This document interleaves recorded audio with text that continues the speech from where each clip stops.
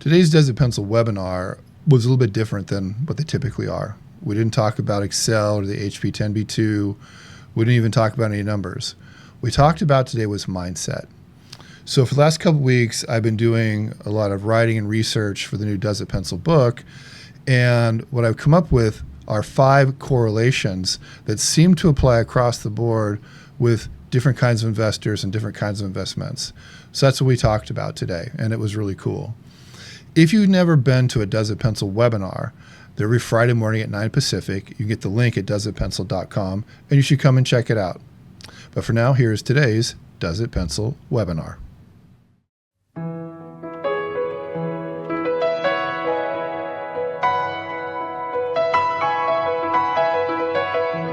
You know, people ask me sometimes, how do you come up with these ideas, these things that you talk about, these blogs you write, that kind of thing? And, you know, about 15 years ago, I just said, God whispers and I listen. And that's my best answer. So I don't know where all this stuff comes from that I put out there. But I was listening this week, and what was really kind of coming to me again and again and again was the following. And the following was the difference between the people who do really well and the people who don't is not intellectual intelligence. And we want to think that it is. Oh, the rich guy, he went to the good school. You know, he's got the right pedigree. Oh, he's so smart. Well, that doesn't hurt, for sure. But that might be more correlation than causation. What I've been noticing is the causation are things that each of us can work on. Little nuances of the human condition that we can polish and hone and get better in ourselves. And these are things that we hear about a lot, but don't, at least I don't think, tend to necessarily focus on them as much as we could. And there's some very simple things about human dynamics that I want to talk about today as well. Okay, so this is not a super long list. I came up with 5 things, one for each finger, because they're easy to remember that way. And as I was going through kind of pondering this and meditating on it and writing some stuff down, I remembered when I was about 11 or 12 years old, my parents had this book called The Inner Game of Tennis. Now, I grew up in a fairly athletic family. My folks did sports, and I grew up skiing, and I was a competitive athlete and an elite athlete and a sponsored athlete. So I did all that stuff. And when I was younger, I played a lot of racket sports. I played competitive tennis for probably 12 or 13 years. You know, I played high school level, collegiate level, played a little Davis Cup. So, I mean, I was pretty good, you know, and being tall sure didn't hurt. But I learned at a very early age that the best tennis players were not necessarily the best physical athletes. They were the best mental athletes. And so this guy wrote this book called The Inner Game of Tennis, and it helped me a lot because I used to get so frustrated, so pissed. You know, I mean, I threw my racket. I wasn't John McEnroe, nor was I as good as him. But this really taught me a lot about the power of the mind. And I kind of went back and thought about that book a little bit as well. Okay, so I came up with these 5 things. And, you know, like I say every week, pen and paper so you can make some notes, okay? So I think that the first skill, and I'll call these skills, that we all need to have, and I say this first because every time I do a Desert Pencil training, and I did one last week, we do course 1, what I call the opening salvo. I ask people very specific questions, simple questions, and the answers are 95% of the time, if not 99% of the time, always the same 3 words, which are, I don't know. And I think when we talk about our money, investing in our financial life, which is not our whole life, but that's what we talk about in this webinar, having clarity and having certainty is something most people lack and really need help with, okay? So that leads me to the first thing I think the first skill, and that is making a decision. I know it sounds weird, but that's really the first thing. Making a decision, okay? Now, it's not just one decision. It could be a variety of decisions. But one of those decisions is, I'm going to invest some of my money, the money that I have available. I'm going to do this. And I'll be honest with you, there was a time in my life when I didn't. I just did capital preservation, and that wasn't necessarily a bad choice at that moment, but there were some extraneous factors I won't get into now.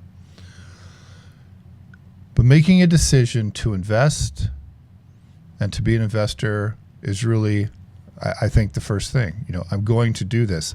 I want to get money working for me instead of me always working for money, okay? Now, there's a backdrop to this. And, everybody who's here, who I can see, I think, except for maybe you, Tien, is over 25. Are you over 25? I guess you are. You're what? I'm going to be 41 very soon. No, you're not. Stop. I need some ID. Okay, so you're over 40. All right, so the reason I say that is, the backdrop to all this is time. And I'll talk about that too, okay? But no matter where you are in your life, you can make this decision, okay? Because all you have left is where you are now until the end, okay? So I think the first skill that we develop is this skill of making a decision, okay? Now I'm going to say something about decision making, and I've said this before. Here it comes again. Decisions are binary. Decisions are yes, no's. Decisions are not maybes. And if you want people, oh, well, not making a decision is a decision. You're right, it is. It's a decision not to do anything, and that's a decision. There's a saying out there, a cliche that I really enjoy. And I read it in a book. It was the front page quote from a guy named Jack Welch, who used to be the CEO of General Electric. And the quote was very simple. Change before you have to. It's probably the smartest decision a lot of us can make. Okay, so make a decision is number one. Okay, here's number two in this mindset, skill set thing about investing. You need to understand where you are. And this is another great deficiency that I find with students and clients is they don't really have even a reasonable understanding of the two pieces of financial life, which are the profit and loss statement or your checkbook register, it's the same thing, and a balance sheet that shows your assets, your equity, and your debt. Okay, you need both. And I tell people all the time, it's just like a bank loan application. Okay, now do these get complex with larger companies? Sure they do, but they're still the same thing. You need to know where you are. You need to understand what your monthly in and monthly out is. You need to know, how much equity you have. And for a lot of us, that's in our real estate. Okay, but it might be other things too, like, other investments, whatever they are. But you have to understand where you are. And then the subset of number two, knowing where you are, is knowing where you want to go. Okay, so I'm going to use the point A, point B analogy. Point A is information collection. And when you do it right, you should be able to look at just a couple pieces of paper and go, this is where I am. Okay. Me personally, I have a very simple system I use. I've used it for, probably 30 years. And every month I can just press a button and go, oh, that's where I am. Because all I do is just feed bank statements into Quicken and have a report set up. Boom, that's where I am. Okay, now the equity stuff kind of goes up and down, the balance sheet stuff. But the cash flow stuff is, you can be pretty concise with that. Okay, so once you have point A established, then you should establish point B. Where do I want to go? How much do I want? What am I trying to do here? And probably because the Does It Pencil experience is pretty fresh for me from last week, that's kind of why I put this one in here, because again, in course 1 of Does It Pencil, I talk about the 3 pillars of investing, which are cash flow, appreciation, and the combination of the two. I'll say that again. Cash flow, appreciation, and the combination of the two, which is the combination of the cash flow and the appreciation.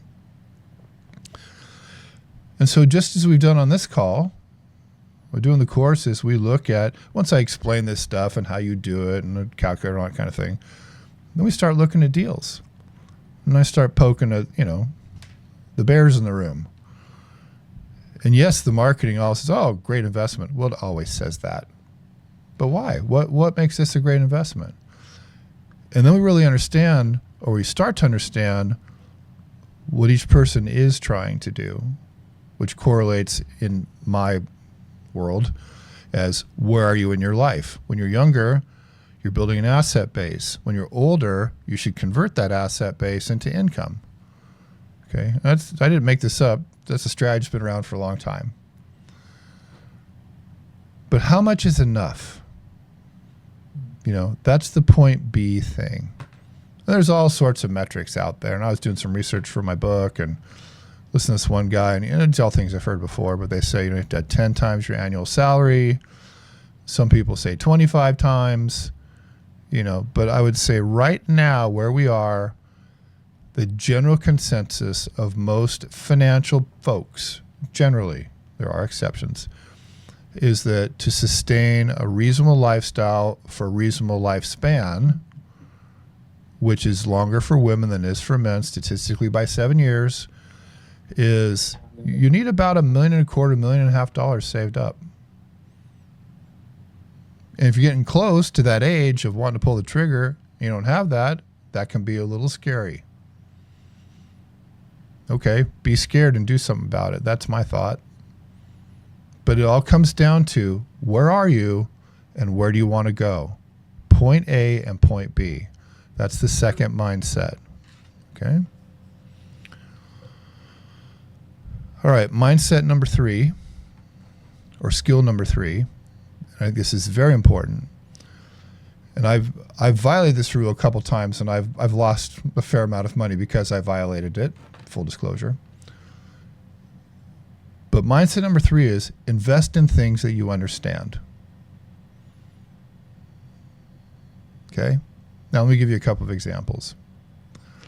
Most of the people that come to this webinar are real estate people. Okay, well, that's most of my audience is. That makes sense. So that's what you do every day. That's something you should understand. Now, maybe you've been coming to this because you have a history of working in single-family primary residences, which is the bulk of the licensed distribution in any state I've ever been to, and I've been to almost all of them. You're here to learn about the investment stuff, and that's awesome. Okay, but it's still in your wheelhouse. Okay, you feel comfortable going out and going, oh, well, I know I could rent this for this much, and it'll be appreciating that much. Well, that kind of thing. I teach you all the models you can put it in to help it make sense. Okay, it's not a lift. But somebody who just kind of shows up and goes, well, I've never invested in real estate before. Should they be? I'm not going to say no, but I think that they should spend a fair amount of time with education and at a minimum,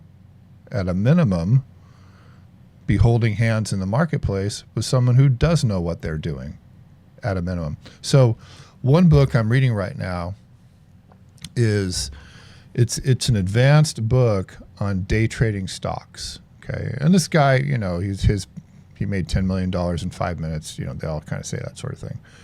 But this book is more technical, and I'm kind of interested in that side of it because I've kind of evolved that part of my learning at this point.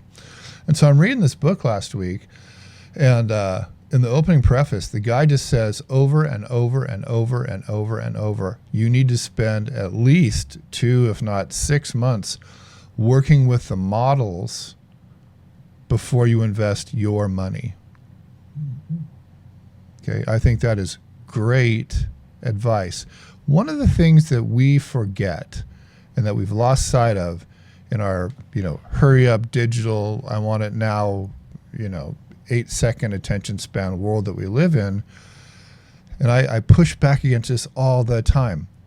We are still human beings. We still operate with a certain amount of brain bandwidth, and it takes time to learn how to do stuff.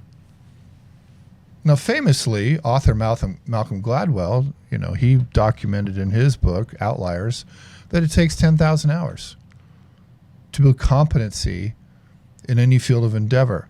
That equates to working 5 years full time in your field of practice, because there's 2,000 working hours in a year.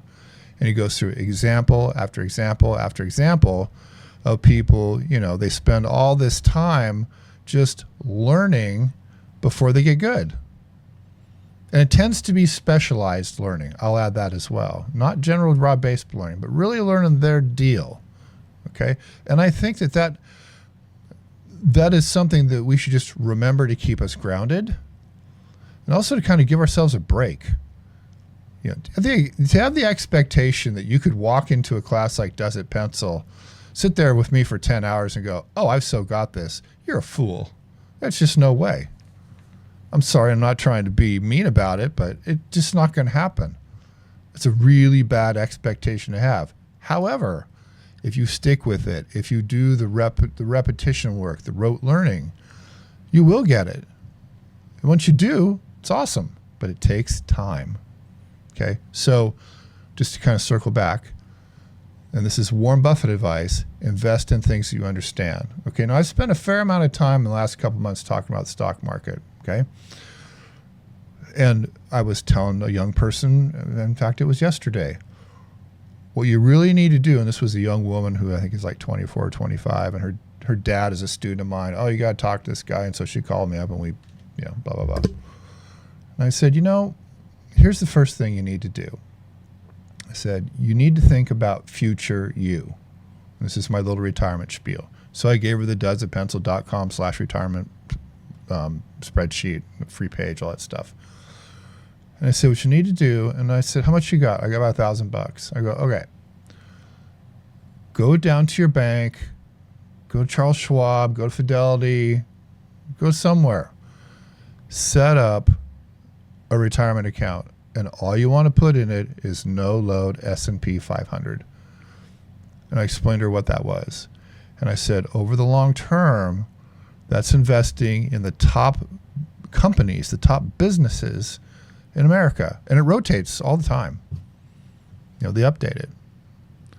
And I said, as long as you can just have that as your secret stash, by the time you get to my age, you'll be fine. But you have to do it consistently. Okay? Now, I'm bringing that up here because she doesn't understand the S&P 500. Hell, I don't understand the S&P 500, but here's what I do understand. I understand history. I understand picture graphs. I know what this looks like. And any investment is some kind of a bet in the future. I think that's the safest bet, that someone who's at that age group, to put that part of her money aside, that's the winner. At least it gets her in the game. And she can do whatever she wants when she's in the game. Just start. Okay. Number 4, patience. Okay. Now this is kind of a hard one, because sometimes you need to just let things sit and simmer. As one of my money guys says, it's the N. I go, what? The N on the HP 10B2. It's the N, the time thing. I go, yeah, it is. And what time gets you in investing is the magic of compound interest. Now, this young woman I talked to, she was in her mid-20s, okay? All of us are a little bit older than her. But if she starts now, oh my God, she'll be so far ahead, because she'll have that jump start on compounding of interest. So one of the great compare and contrasts between liquid investments and real estate is that with a liquid investment, you can just go click and you're out. Okay, you can't do that with real estate. So real estate moves slower. And that can be both a good and a bad thing, depending on which way it's going. But adopting the mindset of patience, that I'm just going to put this aside and not worry about it, because, those people that plant a garden and pull everything up every day to see if it's grown, that garden ain't going to grow. You have to sit there and just let it do its thing. Now, one of my favorite people ever, and I got to meet him once, was a guy named Stephen Covey. Okay, he wrote several books. He was a professor. And he had a lot of different analogies. And one of the analogies he told me about one time was the analogy of the farm. And he said, the thing about the farm is farmers have to respect the seasons. In the spring, You plow, you plant, you do all that kind of stuff, prep your soil, you do all the springtime stuff that the farmer does. And then it's kind of a set it and forget it deal, except for the watering and, you know, pest mitigation, that kind of thing. But you just have to let it go through and do its thing. And after a certain amount of months, you have a harvest. And he looks at me and he goes, you know, there's a reason that a baby sits in a woman for 9 months. And I said, yeah, well, you don't have to tell me about all that. I understand that. It's the same deal. I go, yeah, you're right. And so that's more of a universal law, and it absolutely applies to certain kinds of investments, especially kinds of investments that are going to compound over time. You just have to be patient. And some of us are less patient, and some of us are more patient. Okay, I said it's going to be a pretty short call today. Now I'm going to hit number 5. Number 5 is a willingness to lose. Now, I kind of struggled with that word willingness for a while, but I chose it because it's an expectation, okay? And I'll get to expectations in just a second. But every successful investor that I have ever met, ever shook hands with, ever read about, one of the consistent things that's happened in their life is if they've lost and lost big and then come back. Happens every single time. So if you take $1,000 today and put it in the stock market, you can 100% guarantee that at some point between now and the future, it's going to go down. You are going to lose money. It is going to happen. Now, we haven't really seen that in real estate in the last, 12 to 14 years. But when we did see it in the 08 to 010, 011 time, it crushed the whole economy. It was apocalyptic. And it's not the first time it's ever happened, by the way.